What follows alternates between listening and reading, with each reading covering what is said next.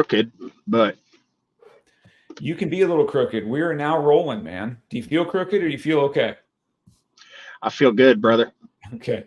So, welcome to episode 37 of the Ministry of Freedom show. So, it took us 37 episodes to get our man Nice. Eric Tuttle to come on board. So, welcome, dude. Glad to be here. And you are currently in your vehicle in where? Avoca, Iowa? I am at one of my favorite spots in Avoca, Iowa, sitting down here at my disc golf course. Just got done throwing around a disc golf. All right. And you know what? I took some quick notes because I wasn't sure that if you were going to come on until a little while ago. So I just jotted down some quick notes of some things. And one of the things I wanted to talk about was disc golf because I know that's a passion for you. So I'd like to know a little bit more about it. So cool. A couple things. So the audience knows just a little bit of background. You and I have known each other since we were kids. Your older brother graduated with me. You were a few years younger than us, and oddly enough, still are a few years younger than us, right? Couple years? I'm a year younger than you, maybe. Actually, Okay. For most of this year, we're actually the same age, I think. So I'm 52. Okay, I'm wrong then. I'll be 52 in November. All right. And so we're a year apart. I'll be 53 in November. Okay. So that gives us some perspective. So we've known each other since we were kids. So we go way back. And in the last, how long? Close to a year? Is that kind of when we started talking again or like on a regular basis? Well, when was your first episode? November. It came around then, didn't it? Yes. Yeah. Yes. Somebody sent me a link to your first episode and you had been popping up in my thoughts. So I found it rather coincidental. And so I gave you a call and yeah, we've been talking, I think, weekly since then. Heck yeah. So I look forward to that. And we spend an hour at a time on the phone too. And it's so every conversation we have, I'm like, man, this would be such a good podcast. There's a lot of value in what you have to say. And I like our conversations so much. But since I've been gone for a week, we didn't talk. So I just got back from Florida a couple of days ago. I spent a week on Clearwater Beach, which was really amazing. And so we haven't talked in a while. So this will be us catching up on one of our phone calls, kind of. Nice. Couple things. So I'm going to jump into a few things here and get your thoughts. So, I have a book. Have you bought the book? I have not. Okay. Will you buy the book? I fully intend to buy the book. Okay. So here's the book. So I actually touched the book for the first time when I got home because I ordered one just to see how the packaging comes and everything. So when I got home on Thursday evening from Florida, my box was here. So I opened it up and got to touch the book for the first time. So that was a pretty neat experience. So it is available on Amazon, hardcover, paperback, Kindle. So I did the Kindle. So I had that with me on vacation if I wanted to go through and peruse any of the book. I really didn't do too much of it, but so it's available on those platforms and soon to be Audible. I don't know if you're an Audible book guy, but I do a lot of that too. So that'll be coming pretty soon. Yesterday, I had a pretty interesting experience. I made a post about this yesterday too. So dudes from church, we get together. There's a small group of us from men's group that get together maybe every couple months, and we have a breakfast and prayer time, fellowship time, just hang out for a couple of hours. So these guys all had bought books, and when I showed up, they were like, hey, will you sign our books and can we discuss your book with you and stuff? So they had this huge stack of books, huge, probably 10 books or so. And so I sat there and signed books for them, and I have never signed a book, obviously. So that was a pretty unique experience. And then to hear people's perspective on, a guy would say, hey, this part of your book, I'd like to read this part. So they're reading it out loud and talking about this part motivated me to do this, and this changed my thoughts about this. It was the first time to see a real life impact of people that I don't see that often, that picked up the book and can tangibly point to something and say, that spoke to me and that made a lot of sense. That was really rewarding because it's been a little bit of it's a lot getting the thoughts down and then turning it into a book and dealing with the finances of it all and the publishing of it all and all that stuff. That was really cool for me. So please buy the book. I think you're going to dig it, man, especially because I will. People that know me are going to have a different perspective than strangers that just pick it up.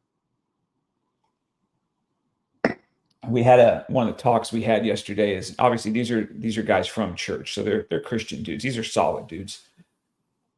And they were talking to me about, what's been motivating me, and for parts of the book that you talk about fitness and changing your life and having discipline and things like that. And I go after Christian people a little bit in it. And I'm obviously a Christian guy, but I go after Christian people in it. And I took a couple notes here. I told them my passion is basically helping people come alive. And I have a heart, especially for Christian men. And there are so many men in the church, or men that identify as Christians, who are just lazy, fat, incapable, not living out their destinies.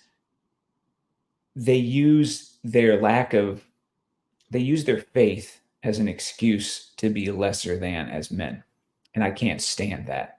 And it runs rampant in the feminized Western church. Everywhere I sit in church, I look around, and this isn't just, hey, this guy's 10 pounds overweight and he's no good. It's not like that.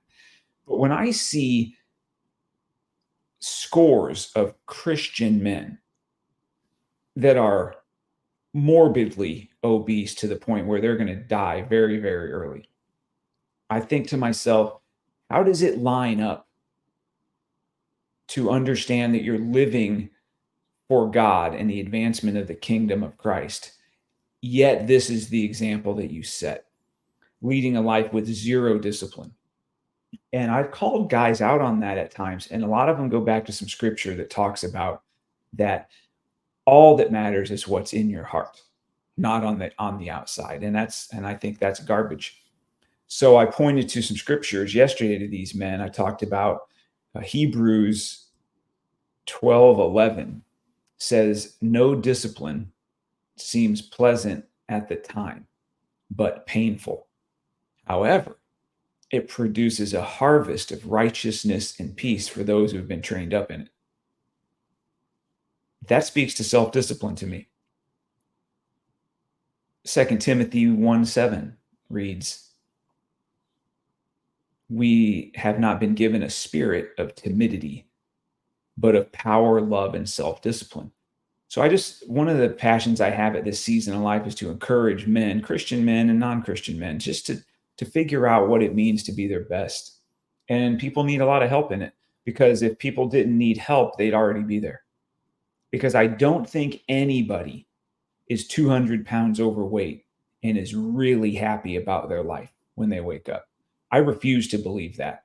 I operated a lot of years, probably 50, 60 pounds overweight. And I know I was miserable. And these people, if they had the capacity on their own to make change, would be doing it. You agree? I do. I do. I'm going to title this episode HalfTime of 2024. So as we record this, it's the final day of June. So this is our halfway point, right? Yes. Yeah. So we're 6 months in, and boy, that's flown. And you and I talked a lot at the end of last year about targets and goals and things like that. For you personally, and you can be as specific or non-specific as you want, do you feel that you're on track for some of the things you wanted to get done in 2024? And are there some areas that maybe you need to ramp up in order to get there for the second half? I'm on track. There's always areas that you want to ramp up a little bit, but I've got back into the gym. I got as high as at my last job, 265 pounds. I'm down to 230-ish in the last couple of years. And once I started talking to you and we started working together to motivate each other, I'm in the gym a little bit more. I go up with my wife, and she gets in there.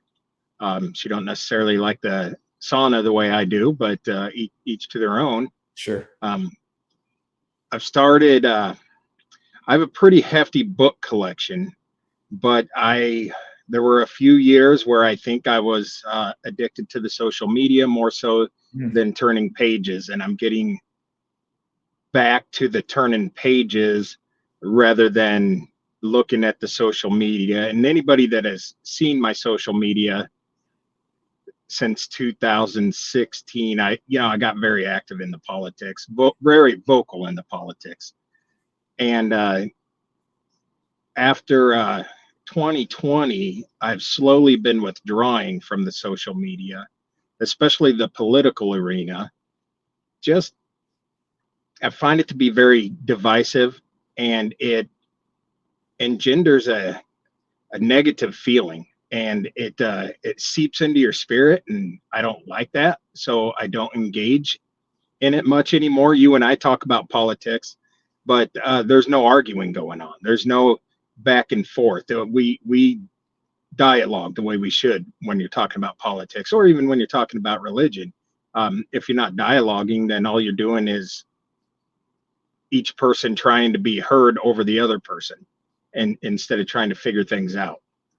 So I've progressed a little bit in that, getting back to books, getting back to my old habit of having my nose in 5 or 6 different books. I just opened up 2 more last night. I opened up A Course in Miracles and The Imitation of Christ last night, to go along with my Nag Hammadi reading.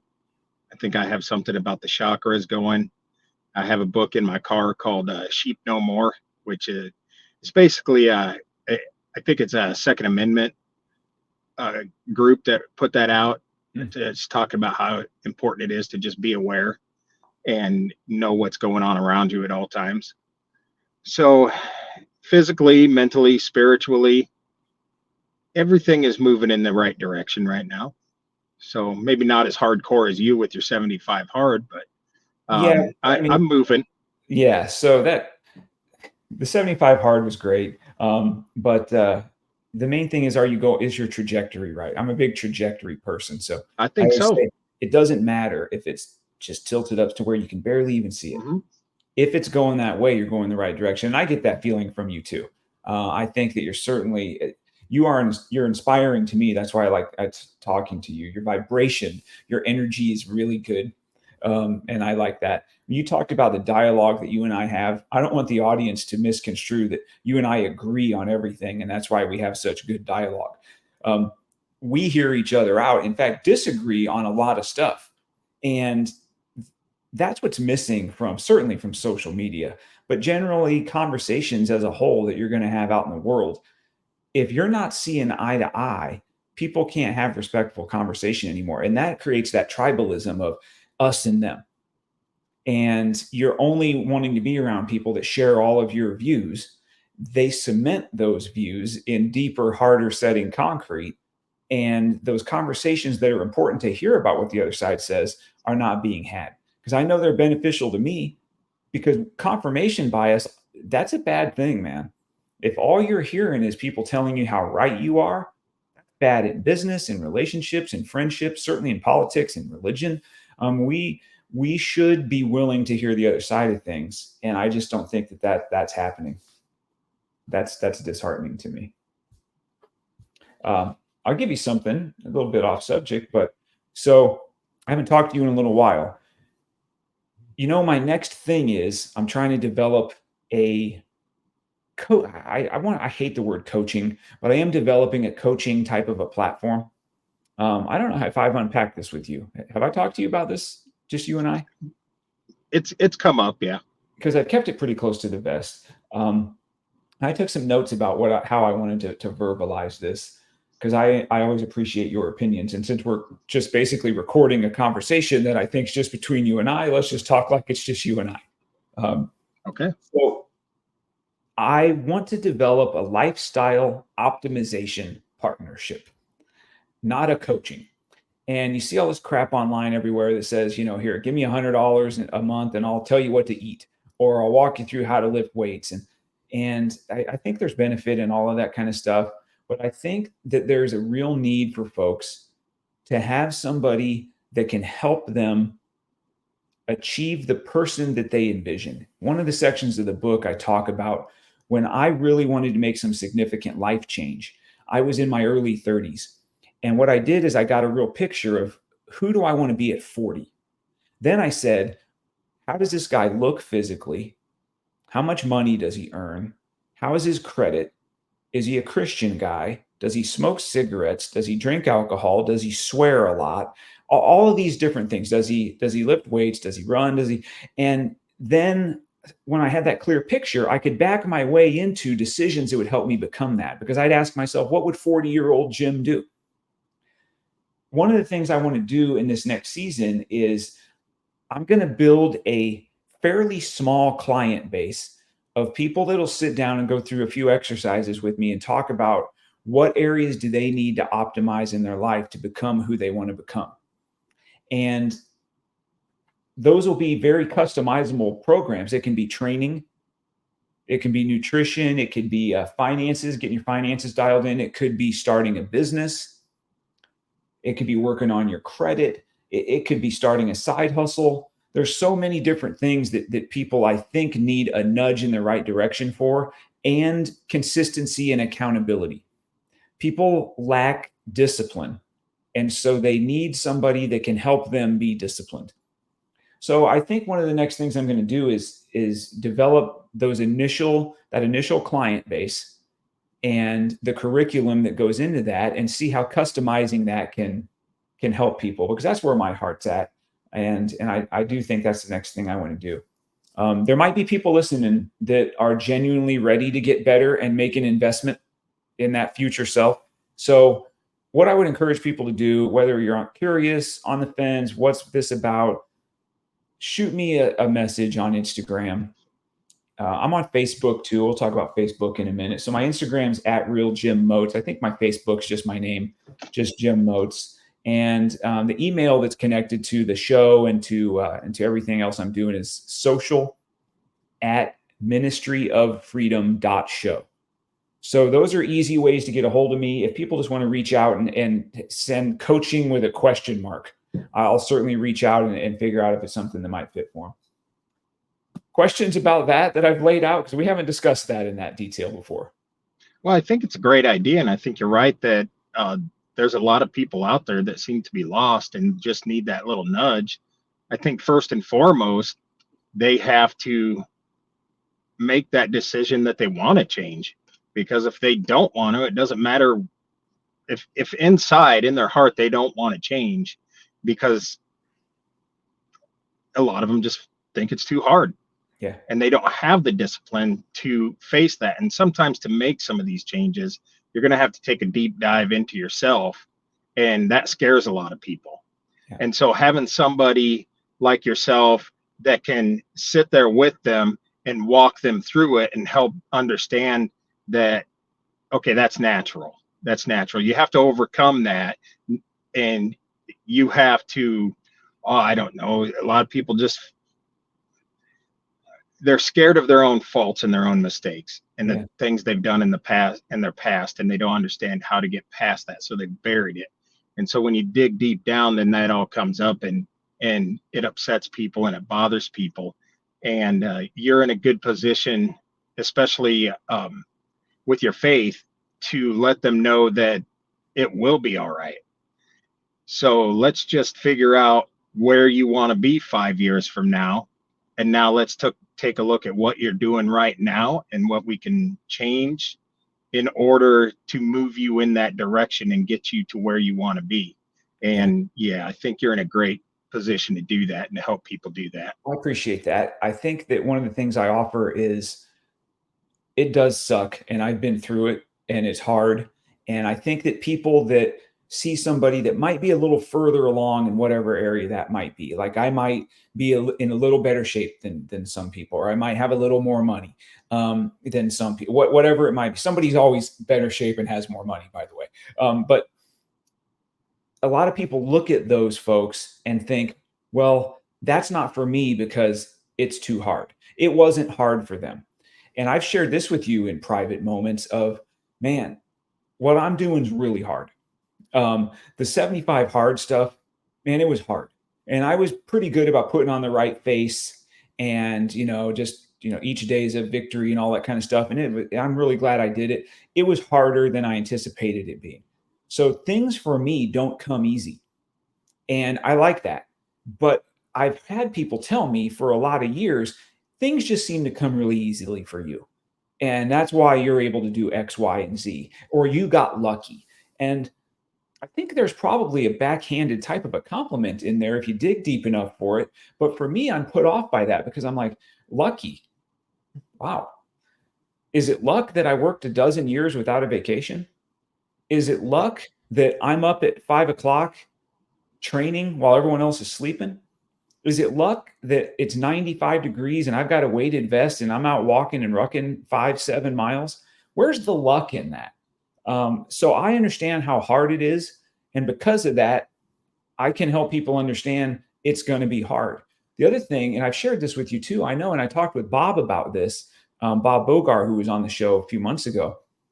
People are unwilling to go through that initial phase that I call the suck cycle. When you start anything, fitness, nutrition, a faith walk, you don't want to drink anymore, you stop smoking, whatever it might be. You don't want to look at pornography anymore. These are all real world things. You don't want to be on social media as much anymore. There's a period where it only sucks. And there is no perceived or real benefit to anything you're doing. It only sucks. And people are unwilling to go through that, what I call the suck cycle. And that's something else that I'm going to unpack as I sit down and start putting the pen to paper, so to speak, on the next writing project. That's going to be a big part of it as well, because I think people need the encouragement to get past that suck cycle. And then once the victories start coming, it's easy to go to the gym when you start feeling and seeing results. But that first stretch where all you are is sore, all you are is tired and hungry, it sucks. So we need to figure out what might be an encouragement or a formula or a curriculum that can assist people in getting through the suck cycle to where the real benefits are. Because once the real benefits are there, people can all of a sudden develop the discipline because they're seeing results. Have you experienced that? I've been through a lot of suck cycles in my life. Same. When it comes to training, though, I was never much of a runner. I don't do a lot of running. I don't even run on the treadmill. I'll do some fast walking, ellipticals, stair steppers, I don't stuff run like anymore that. either. But the weightlifting, I've always loved that. That's not a suck cycle, no, at Yeah. any aspect of And you've that. always been I've, super strong. I've always liked that. And Yeah. at this season of my training, so to speak, I'm not so much. I know I can get big. I know I can lift heavy. I've done that before. I focus a little bit more on I do more reps at lighter weights now than the heavy reps. I'm not the least bit interested in what a 1 rep max would be on any weights. Exactly. I just want to I get in there and I'll do a set of 21 at a weight that pushes me, and then but I've always loved that feeling ever since I started working out in 7th grade on Yeah. some little machine that was up on the stage in the old middle school gym. Yep. And I started hitting that. I think I was hitting 190, benching 190 when I went into high school. And I think I weighed 190 when I went into high school too. Wow. So that was kind of interesting. The reading aspect, which was part of your 75 hard, Yeah. and that's a discipline that I'm actually really surprised at how many people just adamantly refuse to pick up a book Yeah. and turn some pages. I think they get bored or something. They have to be Yeah. moving. They have to literally do something physically, Yes. and they don't have the discipline. They could sit down for hours in front of a TV and watch TV, Yep. but for some reason they can't just put a book in front of their face and flip pages for a while. So And that's a hard discipline. On 75 hard, you have to read 10 pages. So I remember sitting Yeah. down thinking, 10 pages? Why is this even a thing? I mean, this is so easy for me, but it's part of just like not drinking is, that was like a throwaway critical task because I haven't drank in 21 years. But the not reading or the reading does trip a lot of people up on 75 hard. And I find that amazing. I'm with you. It is. Couple things. Yeah. So I've had a suck cycle on and off. And even now, when we mentioned earlier, my trajectory has changed and I'm moving in a direction that I want to go. There's still little suck cycles here and there. You still, I mean, I get up at 4 a.m. right now because we're on overtime at work. So I got to be at work at 6. But I have a routine that I do in the morning where I sit down, I eat my breakfast, I drink my coffee, and I do peruse the news a little bit. Yeah. I don't do a lot of posting politically anymore, but I still try to keep up on what's going on in the world. So, because that's important too, you have to be knowledgeable about, and that again, it goes back to what I mentioned earlier, that sheep no more. You Oh, have to be aware of what's going on. One moment, sorry, I oh, have an alarm that goes off every couple hours. that's all right. I'm gonna Um, write that down. Sheep No More is the name of that book. yeah, Okay. yeah. My neighbor gave it to me actually. Nice. He's a good guy. I chat with him, did a retaining wall for him. He's a nice guy. He's an over the road trucker. But so I still keep up on things, and I don't know. I've probably posted 100 times in the last couple months, and then ended up just deleting it Yeah. because it doesn't matter. I don't necessarily want to be, though I was in the past. I don't want to be part of that crowd that's causing division. I Yeah. would much rather be part of the crowd that's able to dialogue in a common sense manner and maybe try to bring some wisdom into the situation and sit Yeah. people down and be a unifier rather than a divider. Yeah. So that's That's kind of great. what my main goal is anymore. And that can translate into a person's own spiritual and mental journey too, because you're having to unify a number of things within yourself in order to make those changes that you need to get to that goal that you want to achieve. Well said. I think that we need to have conversation with folks with our sole intent can't be, I need to convince you of how wrong you are and how right I am. We Right. need to, there has to be a real listening aspect to it, which I think that we're missing. And you're right. We can complain about how it's not there and how it's missing, or we can go out and be an agent of change. And in the conversations that we have, we can try to be better and do better. And I think that you certainly embody that. Um, Thank you. so, couple things, and I did, like I said, I jotted down some notes here before we got started. Um, you talk about Facebook, so you're active. When you are active, it's on Facebook, yeah. Um, I yeah, yeah. I just kind of try to post funny stuff anymore. Yeah, I'm probably more active on the disc golf pages, and because that's kind of a yeah, passion that I have now. But sure. I'm down. I mean, like cat videos and just funny prank videos and stuff. I did post something the other day that was kind of a dig at Kamala Harris. I probably shouldn't have, but I did because she's known for this word salad stuff. For sure. And I saw an advertisement for that Prime drink that just right off the bat it just I saw reminded that. me. Seriously. Yeah. And I'm like, who's their marketing person? Is it Kamala Harris? That's really good. So I'm on Facebook, and I just started. It's mostly for the book and the other stuff. And I always said I'll never be on Facebook. Um, and so I am on Facebook. I have enjoyed the connections of, here's this person that I haven't seen since high school. And you get to see, it's almost like I've been on the moon and I come back and see this person, and now they're old like me and they got grandkids and everything else. So that's been interesting. And I've enjoyed that part of Facebook. I'm not a huge social media fan. So if I had a 9 to 5 job and I just punched in and went home, I would never touch it. Um, but I do know that part of trying to reach out to people and helping people is you've got to put yourself out there on social media in order to Yeah. do it. So it's just one of those things that with every venture that you get into, there's things that aren't exactly in your wheelhouse that you love. So Facebook's been something. Now I will tell you this. I hate YouTube. Okay. Now there's several reasons I hate YouTube. I was always indifferent about YouTube until the show. Mm-hmm. So they decide what of your content gets seen. They decide what of your if the podcast will get out there, and they'll accurately track the views. They'll decide if this short is going to get to anybody or not. And if it's generic or vanilla, you'll get tens of thousands of people seeing something. If it has the word COVID in it, or ivermectin in it, or you want to bring up 2020 or defund the police and the idiocy of that. And if anything doesn't line up with what is a left leaning agenda, they just decide they're going to stifle it. Instead of letting things organically get seen or not seen in more of a marketplace mentality, they decide. So I can't stand YouTube. And to be honest with you, I never wanted to do a YouTube show.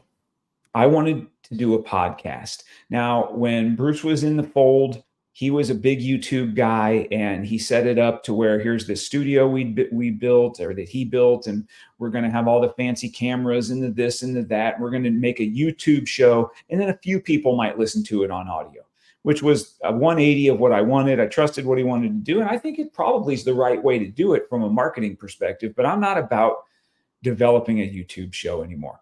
What I'm about is having a podcast. Now, the trend has been that the audio downloads for each episode are trending way up, and according to YouTube, the views for the podcasts are going down. Now, the shorts are going way up, but the actual podcast views on YouTube seem to be going down. I'm fine with that. I am going to continue to put the show on YouTube, but it's going to be more like we're having a conversation. And if people want to watch us have a conversation, they can do it through YouTube. But I think that the content is geared towards an audio. And I'm more than okay with that. How do you consume the show? Do you listen or watch? Well, I'm not a big fan of the CEO of YouTube, but I've always used YouTube. I've got a lot of playlists on YouTube, and since I'm allowed to listen to music all day, at least in one ear, I have certain playlists on YouTube. So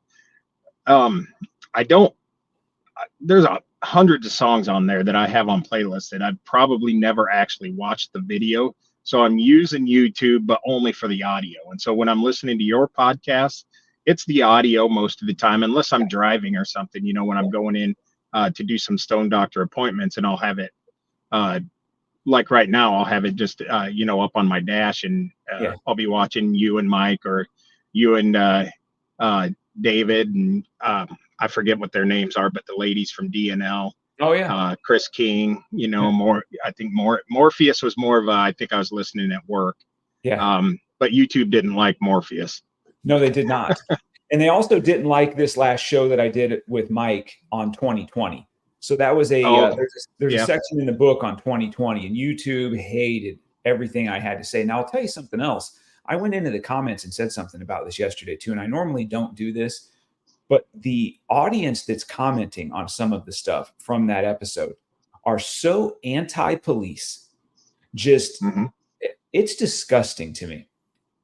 It's disgusting to me how many people want to comment online about how they hate police. What are they going to do when they need a protector?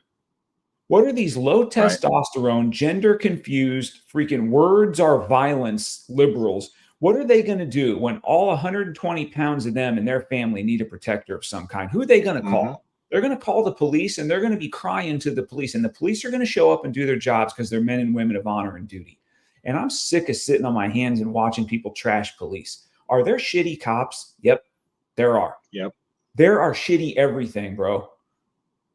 That doesn't mean we don't need them. There are firemen that aren't good people. Okay. There are soldiers that aren't good people. There are priests that aren't good people.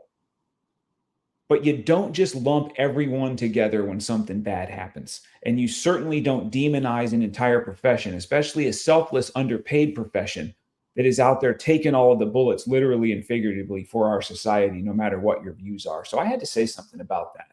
I just thought it was warranted.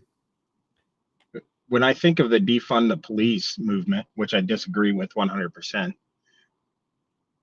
but most of the people that are so anti-cop, anti-police, I mean, if you think about it, it's like you said, not all people, but for me, and I think for a lot of people in my graduating class, we had a classmate that was a sheriff's deputy, and he was murdered on the job. Yes. And he lost his life. Mark Burbridge. I remember that day. Honor to him. I remember it vividly. Yes. Not to interrupt you, but I was driving from one business to the other on the interstate, and this gives me chills. Um, the number of police going lights and sirens in the opposite Hmm. direction. I thought something horrible has happened. Um, Yep. I knew him obviously not as well as you. I'm sorry for you and all of your classmates and all of his family and friends, because that's a tragedy. It's horrible. So continue. I'm sorry. I happened to be working at a job at my previous job. I happened to be working within a block of where they caught the guy that did it. And so Really? all those police were coming up, they were blocking off the side streets. I called my wife and I said, check the news and see what's going on.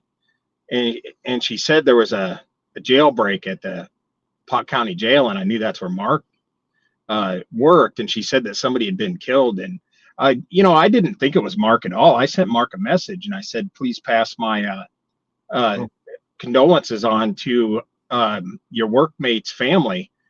And of course, I didn't realize until another classmate messaged me later and said that was actually Mark. I still have that text message saved in my phone, and I wasn't necessarily close with Mark. He ran with a different group of guys in our grade than I did. But I knew Mark. I had invited him out to an annual get together that I had been having at the time. And, we talked once in a great while, but it still hurts when you know a guy. yeah. And so this defund the police, I'm like, Mark, I don't know if Mark had a negative bone in his body. Right. And yet these people want to portray him like just because he put that uniform on, then he's a bad guy. No, no. If Mark put that uniform on, it's because he made a decision in his heart that he wanted to make a difference in the world in a way that could be a positive impact on others. And he believed in the country and he believed in the laws, and that's what he chose to do. But he wasn't a bad guy. So that's always what I think when it comes to this defund the police. It's easy to scream at people you don't actually know. And it's just like they call them keyboard warriors now. Yeah, It's easy to get in an argument on Facebook, but arguments go a little bit different when you're within reach of somebody's fist. for sure. and Totally and agree. so you got all these people that are just on the keyboard acting all tough and talking bad about everything in the world. And well, for me, I don't want to be a part of that anymore. I mean, I was in that divisive camp when Trump ran for president. I lost friends on social media because of it. I lost a lot of people started unfollowing me, not paying attention to anything. I had a lot of people that interacted with me before then when I kept it just on, positive thoughts and spiritual stuff. But once I got into the political arena, um, it Changes things. started alienating people. And I don't agree with that either. Yeah, You're not friends if you can't talk about your thoughts on politics and religion. yeah, These are the two things you're always told not to talk about, but they're the two things that have created all the chaos in the world. So perhaps it's time to start talking about all that. yeah. Maybe. And well, it's I time agree. to dialogue about all that, not Totally just agree, talk. man. Yeah, Too many people are talking. Not enough people are listening to the other side yeah, and actually dialoguing. Everyone can point out the problem, but nobody wants to point out a unified solution that's going to be a benefit to both sides.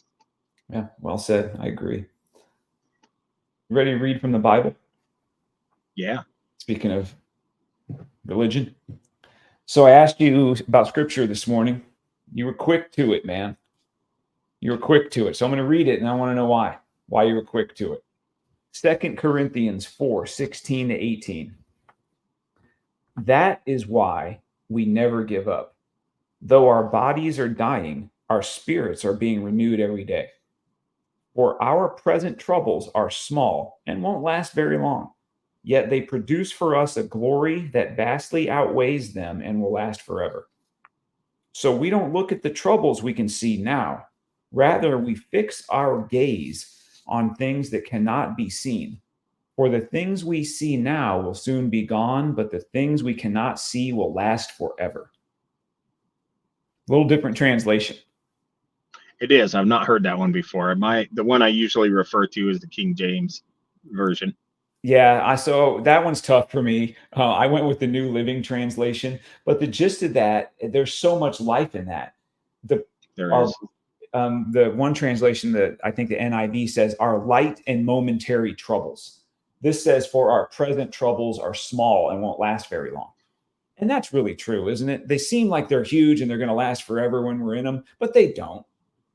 Right. But even those short-term little difficulties and bumps in the road, they produce for us, how does this put it? They produce a glory that vastly outweighs them and will last forever. Um, that's good. And the things we see now will be gone, and things we can't see last forever. What's that That's mean to been you? my life verse since the first time I read the Bible. No kidding? That's the I got into what how I went a different path, and I looked into a lot of different things spiritually when I was in high school. I was a bit of an emo in high school, probably maybe even a bit of a poor me in high school. Um, that might come from being raised on welfare, and I saw that other people had more than me, and I was jealous. I was envious. And, I something started calling me, and I started reading books. I read books on Wicca, shamanism, Thelema. I even picked up Anton LaVey's book, which I thought was just stupid. The Satanic Bible that Satanic Anton LaVey Bible. wrote. Yeah. And I got into, but then I gravitated into some Zen Buddhism, and that really started grabbing me. And then I eventually found my way to the Bible. And let's see, I think at that time, my friend Tony, he was a little bit more into, he was raised Catholic and went to Catholic school, and he was a little bit more into that side of it and was doing his best to bring me to Jesus at the time. Hmm. I eventually picked up the Bible. I was not going to read this verse or this verse first. I started at the beginning and I ended up reading the whole thing straight through. I've read it 3 times front to back. But that verse, out of all of them, is the one that grabbed me because it just spoke to my heart. It spoke to my inner spiritual heart. And it's kind of like what you want to do with your mentoring coaching program is you want to take people that are in a place that they think they can't get out of, and you're going to assure them that, oh yes, there's a path, there's a way to get out of it. And it doesn't matter where you're at now, and it doesn't matter what you've been through. What matters is how you respond going forward. Right. So let's leave all that behind. We can learn from it, but we can't let it hinder our progress. Yeah. So, and that's what that did for me. And I've always loved that verse. And I've traveled a lot of different paths, rabbit holes. Like you said on one episode before, you talked about how people will wander into other faiths, other schools of thought and traditions. And of course, at the time, I thought you were talking about me. And you may have been, you may not have been. Um, and you were talking about how it brings you back to God. And when that happens, you have a better understanding of God. And that's true. I believe that 100%. And I do feel like I have a better understanding of God and that He is more present in my heart than ever before. And part of it is that verse. And that verse lets you look at all the crud in life that happens. And it opened my eyes to the fact that that crud is there to guide you and direct you and to teach you necessary life lessons, and not just life lessons, but spiritual lessons that will help you then become a more whole version of yourself, a more optimized version of yourself, to use your term. Yeah. And so that's always just stuck with me, and that's just the way I talk to people. This too shall pass, and you'll be okay. So I'm going to show Did you. that all make sense? It makes total sense, dude. I love it. I'm going to show you something. This is going to be tough, maybe for everyone to see, but I went to Second Corinthians chapter 4, and there's so much life here. I don't know if you can see how much underlining and highlighting and notes and things Yeah. are in this. That's because over the years, I've had this Bible since 2014, so 10 years. there's so much life in Second Corinthians, and especially in the 4th chapter. So yeah, your messaging there is spot on. What I read says that is why That's where we're at in this world too right now. yeah, That's just where we're at. Well, I mean, we're in a spirit of affliction right now.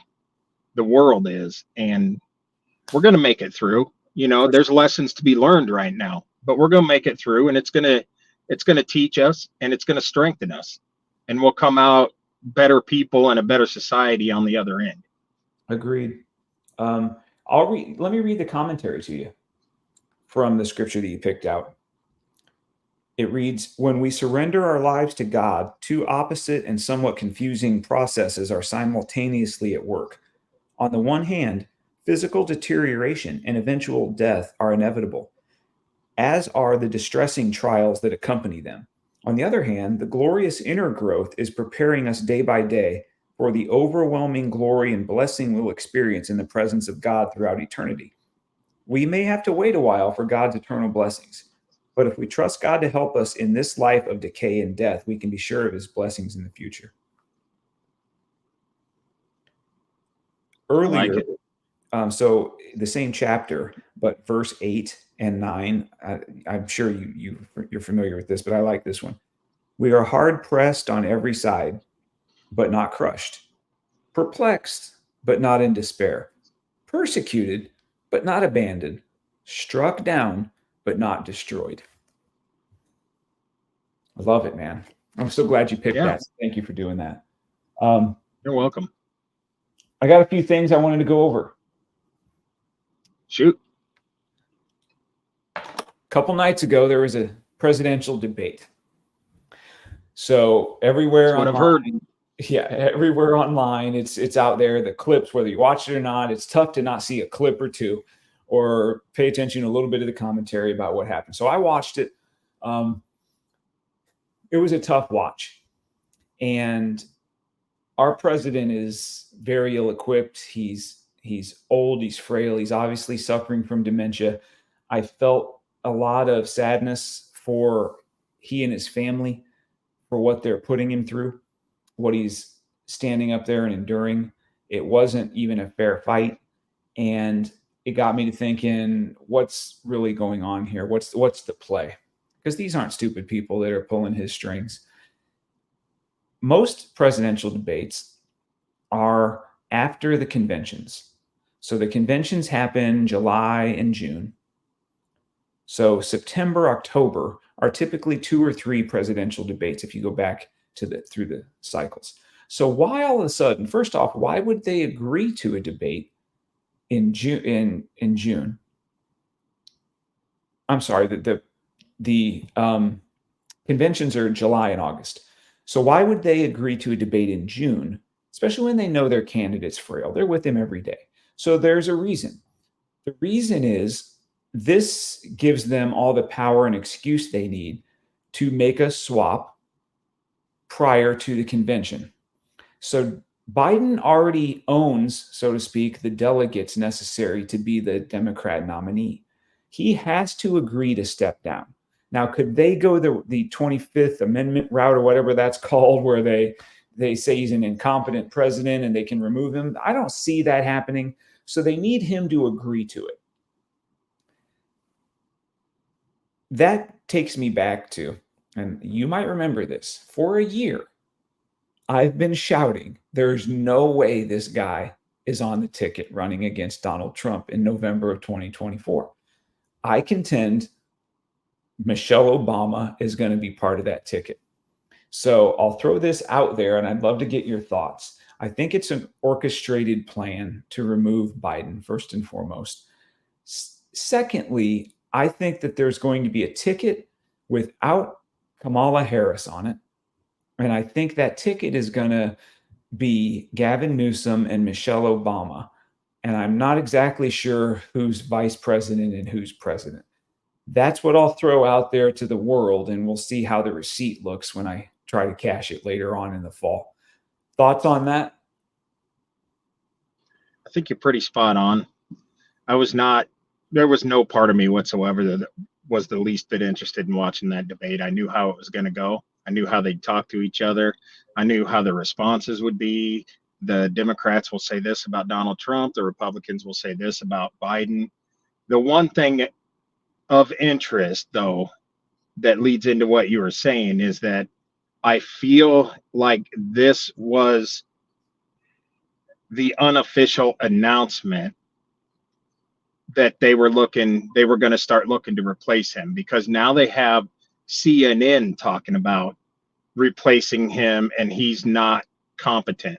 So when they have their mouthpiece, because they're their mouthpiece, CNN is the mouthpiece of the Democratic Party. The New York And Times so, also, by the way, has come out. yes, and the Washington Post. Yeah, and the Atlanta newspaper. Yeah. So when their mouthpieces are starting to talk about it, then you know that's the beginning of the narrative, and you know what's going to happen shortly. I don't think it's going to happen before the convention. Frankly, I think they're going to throw a swap out right before the election so that they can say it's too late. You know, we can't go through all the processes. We either need to accept this person or we have to postpone the election, which nobody's going to want to postpone the election. So then everyone will be forced to accept whoever they decide. But because that's the way they do it. They don't give time to properly address the things. They just want to force it on us. And that's how the country has come to be what it is now. Yeah. Just there's no time to respond to it. Everybody's just reacting, and they're reacting out of emotion most time. But I'll vote for Trump again, but he's got his own set of red flags for me. Biden, obviously, he can't walk down steps.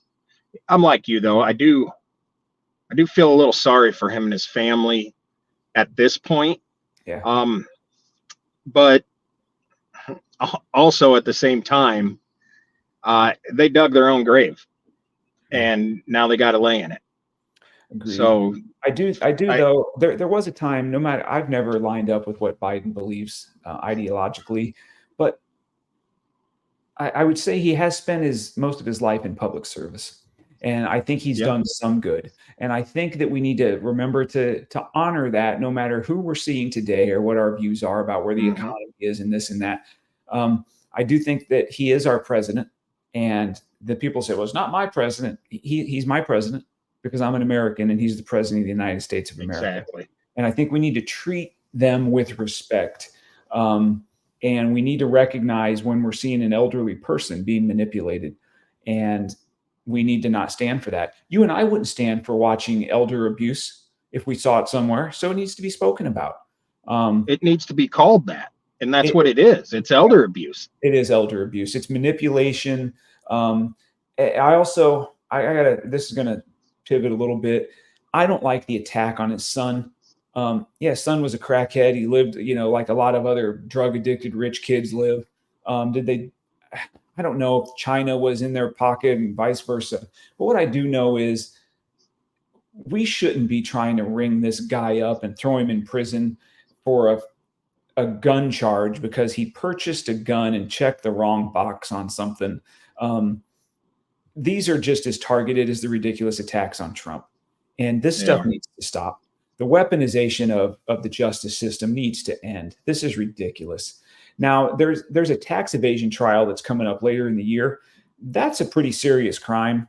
And if he didn't pay hundreds of thousands of dollars in taxes, and he could have taken a plea for it and decided not to back in the day, this is a problem, and he probably needs to be held accountable for that. And I don't find that as weaponizing as I did this farce gun trial. All of this nonsense needs to stop. And hopefully it will post-election. I do think the Supreme Court is going to step in and say that there is the presidential immunity needs to stand, because I don't think that that's good for either side. If a president doesn't have immunity for making decisions while he's in office, he's essentially ineffective, he or she. They can't make decisions necessary to govern. All they are is worried about going to prison for everything they do. And that's not going to work. So there's a couple more big Supreme Court rulings coming down before they adjourn for their summer break. So that'll be fun to keep an eye on too a little bit. All right, that's enough politics for us. I have books written down. You've touched on a few books. Is there is anything that you're reading right now that you'd recommend. And I wrote that one down. So Sheep No More is something you're currently reading. One thing that I read and I reread, and it's an easy read. Okay. Richard Carlson, Don't Sweat the Small Stuff, and it's all small stuff. Love that. And there's actually he's come out with a whole series. There's Don't Sweat the Small Stuff at Work, Don't Sweat the Small Stuff in Love. So but the basic thought behind all of it is just quit getting yourself worked up. One of my favorite parts of it is when it points out a person's inbox. Your inbox is never going to be empty. So quit thinking that you have to take care of your inbox before you start enjoying life, because you don't. You have to discipline yourself and prioritize things and just multitask if you can. Not everybody can, but multitask. You can get a little done here, a little done there, but it's not the end of the world if something doesn't get done. It's still going to be there tomorrow. You can do it. And then it's not a book, but I posted a memory from a America's Got Talent episode from a gal named, she goes by Nightbird. She had cancer. She's since passed away. But what she said in there was, you don't have to wait until life isn't hard anymore to be happy. And the meaning behind that is profound, to be honest with you. When you can learn to be happy even in your misery, then you're probably on the right track of not letting your misery take control of you.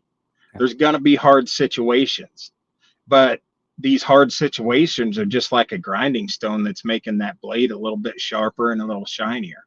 Light and momentary troubles, brother. Yes. And it all ties into that verse. Yeah. So I've also read Dale Carnegie's, well, you've seen my pictures of my library.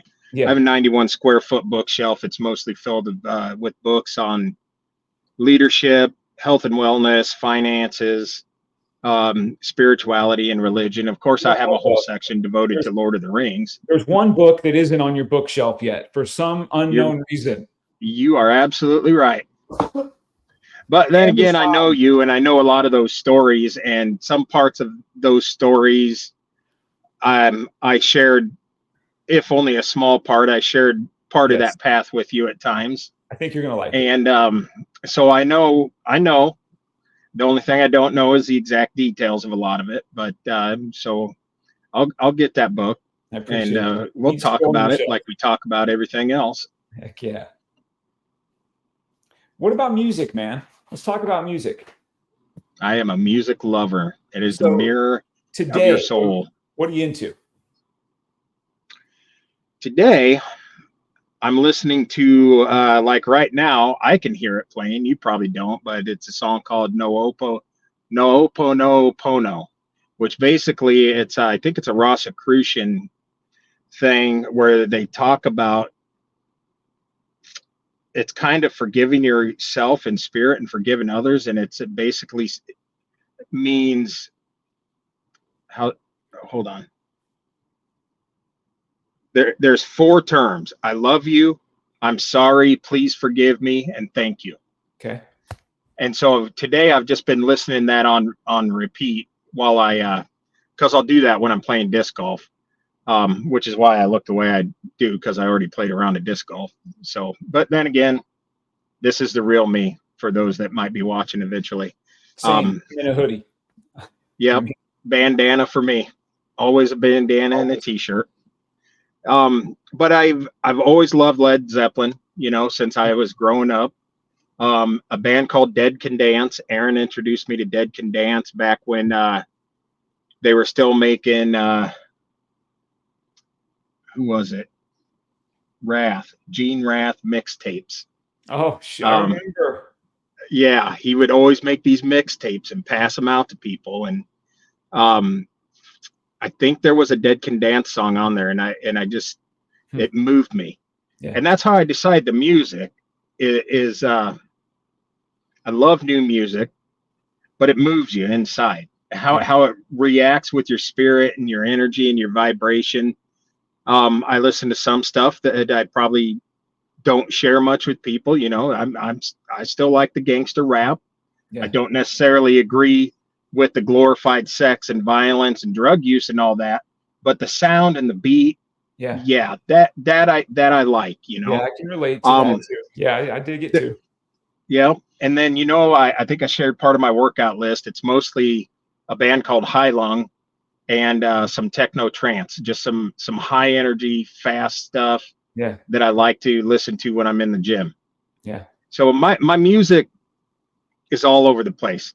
Yeah. I'll go from it might be Air Supply 1 minute to Five Finger Death Punch the next song, Yeah. that Me kind too. of stuff. Me too. And it's always on shuffle because I don't want to get, if you listen to just one genre, and everybody does this at some point in their life, they're just honed in on one genre. Well, I'm past that now. But the Yeah. one genre basically is a reflection of your inner spirituality at the time and your inner mentality. So there was a time I was a rapper. There was a time I was a new ager, a grunger, a classic rocker, a Christian, and now I'm just a combination of all of it. Yeah. Yeah, I mean, I'll go from casting crowns to say NWA Yeah. being the next song. Um, that's what my point is, though, is that I when I put it on shuffle, it just keeps you at an even keel all day long. You're not going too far up, too far down. It's just nice and steady Yeah. all day long. I'm in a good mood. People at work don't even understand why I'm in a good mood all day. Hmm. Um, I mean, I'll be standing there with my hand on the button running the bridge saw, and I'll be singing. I might even be moving a little bit. Yeah. I also take that opportunity to do stretching. I'll do leg raises. I'll do leg curls. Just body weight, go through the motion to keep myself Yeah. limber and whatnot. And For sure. they probably think I'm a freak or something. I don't know, but it's just how I do things. I love it. So I got a song for you. I don't know if I sent this to you or not. So a good friend of mine, Lee Peterson, sent me this song yesterday by Brandon Lake. It's a song called "Count 'Em." It's a Christian song, but this is a song when I was listening to, I'm like, Eric is going to love this tune. So I'll shoot it to you when we're done. But I think you shared that with Bob and I. okay, good. Yeah, I think I sent it to both of you. Man, that was my all day yesterday song. So I thought that was pretty cool too. Disc golf is the next thing I wrote down. So Nice. this is your thing, right? Would you say this is your passion? Um, I don't do sports. I like outdoors. I like to hike. I used to camp a lot, and so this is an outdoor sport. And some of these courses that you play on around the country, you do get your hiking in. Yeah. But I've always been interested in, a friend I mentioned earlier, Tony, and another friend, Rob. We like targets, so to speak, and just throwing things at targets. And I don't know, some weird type of figuring out trajectory and Yeah. physics of flight and everything. There's But problem solving to it. there is, and I quite enjoy it. I'm not by any means even good enough to be on an amateur level, but I mean, the people I throw with, they can outdrive me by 100, 150 feet, but I can still keep up with them just because I have a good mid range and approach. But Have it's you it's ever an interesting. have you gotten into normal or regular golf? Have you ever I've golfed? never played golf in my life, Interesting. Okay. never have. But I like this sport, Yeah. and I have my friend Tony, my friend Rob, my son-in-law Hunter. Yesterday, my two sons Rodney and Alex joined us, and we played a couple rounds. And it's always nice when we get the family together to do it, and it's something easy that we can do. When my other son-in-law Chris comes down for the holidays, we'll usually come down here to the park. It's nice to have a course here in the park. But if you watch some of these pros, man, they could throw this thing 700, 800 feet, and I'm lucky to get 200 out of it. Are But I there find it to be very meditative and very zen-like for me, which is why I'll go out sometimes by myself and do it. And I'll just have some music playing as I go, yeah. and I analyze the heck out of my throws. I'm known to shank some off sometimes, Yeah. I've made good friends with the trees around here in Avoca. Nice. They like me. I got one stuck in a tree. It like literally kind of knife bladed right into the end of a dead branch. It was pretty neat. And Is it you free, Eric? see neat stuff like that. Is it free other than purchasing the Most times, disc? yeah. I mean, to play is free. It's Yeah. certainly not free to buy the No, discs. for sure. But like, there's not greens fees and things like in golf. There are some courses that might charge $5 or something, but this like here in Avoca, it's in a public park, so it's all paid for by Yeah. taxes anyway. Nice. Good. But some of them that are private courses, you might have to pay a fee, and a lot of people would do that, especially if the course has a good ranking, because there's so many different ways to design a course and have different obstacles and basically force people to throw different types of throws and whatnot. But I find it challenging thought wise. It's definitely challenging to your patience level sometimes. So it's a lot. um, It's a lot like golf. it Everything that is. you It uses the same terms. yeah, yeah. You got a par three, you got a par four, you got a Nice. birdie, we call it an ace, and not necessarily a hole in one. Yeah. And It's if you called got an a ace in bogey, normal golf too. okay. And then you got your driver discs, you got your mid-range approach discs, you got your putters.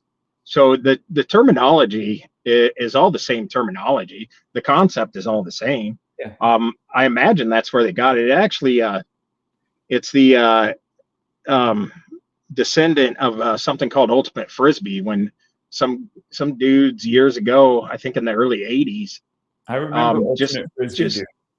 yeah, they just wanted to make their frisbee throwing a little bit more challenging, and so they just started coming up with different ways to do it. Yeah. And now everybody calls it frisbee golf. It's not necessarily frisbee golf. Frisbee is a brand name put out by Whammo. So it's disc golf to me, but a lot of people still call it frisbee golf. And I have a bag sitting right behind me, a backpack. I got, I think, about 22 discs in it. I lug around, so it's kind of like having a rucksack on you. Yeah. But Absolutely. that's about 20 pounds maybe. I got to give it And a try, dude. I've been telling you, I let's go know. out and do it. I'm gonna take you There's up a on it. nice course out there at Lake Cunningham that would be easy enough to get to for both of us. Really? Yes, and it's a nice hike. Some of it's uphill, some of it's downhill through the trees, through some open areas, All and right. then you got the lake right nearby. Got equipment for me? Of course, I do. All right, man. So what about you want to plug your side business? I run a business called Stone Doctor that I started in 2005. I had only been in the granite industry for a year at that point. Back then, I was a little cocky and headstrong, and I had quit one job. But prior to that, I recognized that there was a little niche that needed to be filled in the repair and maintenance aspect of granite quartz countertops. And so I started Stone Doctor in order to take care of some of that. And the reasoning there was that most fabrication shops, if they did not actually fabricate the countertop and put it in, they don't want to touch it. If they do agree to touch it, then they're probably going to charge you an arm and a leg for it. They've got surcharges, fuel charges, all kinds of fees that they're going to charge to jack up the cost. And sometimes I think that's just to scare you away, so that you'll say, yeah, no, maybe I don't need it done. Right. So I started Stone Doctor. Several years later, franchise moved in. I think well, I don't need to plug his business name, but there's another place in town. I started in 2005. I do cleaning and sealing of granite countertops. I fix seams, fix chips. Most of what I do now is actually just drilling faucet holes for the drinking water companies in Omaha. And I actually go range from Lincoln to Des Moines, Sioux City to Nebraska City. I would eventually like to go full time with that, but I don't have the business yet to go full time to replace the full time income. So I do it part time, usually after I clock out from my full time job. Yeah. but I enjoy it. I get into some houses, neat houses, and I meet some really really interesting people. Sometimes I sent you a message about one recently that I had Yeah. talked to, and they'll for drilling holes, for instance, they will ask me how long it takes. Well, that depends on if we talk, and that's what I tell them. Yeah. And I remember specifically recently, there was the guy I mentioned to you. I think we talked for almost an hour before I even drilled the hole. Right. Another guy, he was a guy from Nigeria, and we talked for 45 minutes. We talked about religion, we talked about politics, and he had some interesting views on things. We talked for 45 minutes before I even drilled a hole. So I enjoy it. It's like I enjoy disc golf. I Yeah. enjoy meeting people. I enjoy talking to people. Maybe 3 times I've had people treat me like the help, so to speak, Yeah. like I was beneath them. Yeah. But usually, most people are they're pretty cool. We don't. I don't go in blasting my politics or religion to Right. anybody, For sure. but I surprise some people sometimes with the things that I am able to talk about. Yeah. It's usually never sports though, because I don't watch sports. Yeah. You and I never talk about sports. It's not my thing. I Yeah. I I just don't. I do disc golf. I Yeah. used to watch UFC. I used to watch the great outdoor games where they're got Oh these yeah. crazy turbo chainsaws and they're running over logs. And sumo wrestling was always interesting if you could catch that on ESPN or something too. The Ocho. But yeah, I'm not a sporto. No, I hear you. I'm not. And I try not to even talk about politics much anymore. But you walk into a place and they got Fox News on, you kind of know what their Get a feel politics for who are. If you're they got talking. CNN on, I didn't hear what you said there. I'm sorry. You get a feel for who you're talking to when you walk in these places. You do, you Yeah. do, and it's nice because I'm just, for the most part, I'm in and out of a house in 10 minutes, Yeah. unless we talk, and then Hey, it's game on. how can people find you if they wanted to have any of that kind of work done, or they want to go see your Facebook or whatever you got going on?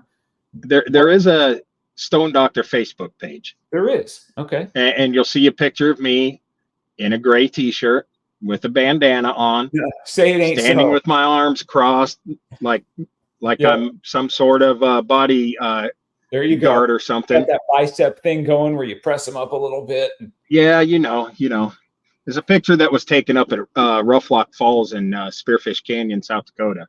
But it was a good picture. Yeah. And I needed to have a picture that showed my face because I don't do a lot of pictures of Yeah. myself much. Yeah. So there's that. There's Stone Doctor 7 at yahoo.com is the business email. Okay. Stone Doctor 7 at Yahoo. At yahoo.com. Or you can just look me up. Well, you can message me on Facebook, but I have my profile set about as private as I could get. So Got it. you wouldn't be able to really get on there, but you could probably message me on Facebook. Yeah. And I'm on Instagram too. I'm on Telegram. I'm on a number of different platforms. I'm on LinkedIn. Not as Stone Doctor on LinkedIn. I'm Eric Tuttle on LinkedIn. Yeah. What? Or get a hold of you. Yeah. Yeah. That's the easy thing too. I'm pretty available. What else would you like to cover? Is there anything I left out? We're going to do this again, so we don't have to get everything out there in the open at this point. We'll talk about some more stuff the next time, but Yeah, it gives us a absolutely. pretty good idea, I think. I wanted people to get to know you as kind of I know you, and I think it's been great, man. I appreciate you doing it. Well, I'll put in a plug real quick. I know this guy that he started a podcast and he wrote a book. Some people might know him, but like I told him when I started talking to him, the thing that differentiates, that's you, of course. I saw the smile, but the thing that differentiates you from other podcasts and books that I've read is that I do know you, and I've been through and traveled similar paths that you have, as so many other people did. But the main difference is that it's just the knowing you and the familiarity. And so, you listen to Greg Anderson, you listen to some of these other people, you read the Dale Carnegie books, but these are all books and podcasts to me that are people I've never met. They're far away. They're just talking words. It's a lot more personal with you, and I can relate a little bit more with you, just because I've shared some of that journey with you, if Yeah. not right by your side on some Yeah. nights way in the past. And so when I was sent first that link to your first podcast, and I got to talking to you again, it helped wake up, I think, a part of me that had kind of fallen asleep, and just some stuff that I knew already, but had been put on the back burner. So I appreciate your friendship and your brotherhood and in helping wake me up. And I'm glad I can walk this path with you. And I'm glad that we walk it with others. I would actually like to meet some of your other people sometimes. I mean, the ones that we have in common, that's easy. I see them Yeah. somewhat regularly, but I appreciate what you're doing. And I think your book is going to take off. It's a good sign that some of the other podcasters were buying it. And if they haven't read it yet and put out a review of it, hopefully they will. And I know a lot of people around our hometown have picked it up and they've read it and they're liking it. And I apologize for my procrastination on that. But I'll get there. But maybe I don't need to be in a hurry because I talk to you regularly. There you go. So again, it's like I don't need to rehash the past. It's what we're doing going forward that's important to me. Yeah. And that's what I focus on in our conversation. I haven't necessarily revealed a lot of the stuff that has led me to where I am now, and I probably don't need to. Maybe I'll write a book myself one day. I don't know. There you go. I'm a little different. I can't do the detail the way you do. All the seasons of my life, I remember them by emotional content rather than actual actions. And so it's harder for me to put names, dates, and faces to stuff. I just know how I felt at a particular season in life, Yeah. and things that were making me feel that way. So maybe a book's not in order for me. I don't know. But thank you. I appreciate what you're doing, and I'm here to support you 100%. And I apologize for the wrinkled gray T-shirt. Dude, I think you look great. I feel great. It's just us, man. No, I appreciate your kind words. I feel the same way. I appreciate your friendship. And you've been there since the beginning, and it's meant a lot. And I'm glad we reconnected, and I'm glad you came on and did this. And I think people are going to respond to your message and who you are, and be inspired by some of the things that we've discussed today. So if you're good, I'm good, man. Yeah, I'm good. We'll talk again. I mean, on the phone, we'll do a podcast again sometime. Right now, I'm about ready to go. A group of people just walked by here to play some disc golf, and I don't see a lot of other disc golfers on this particular course. Yeah. So I'm probably just going to be the weirdo that walks up and introduces myself. Hey, can I go play find out where they're from? Yeah, I love that. Well, I'm going to hit the end button, dude. Thank you again. We'll see you later. All right. Peace be with you, brother.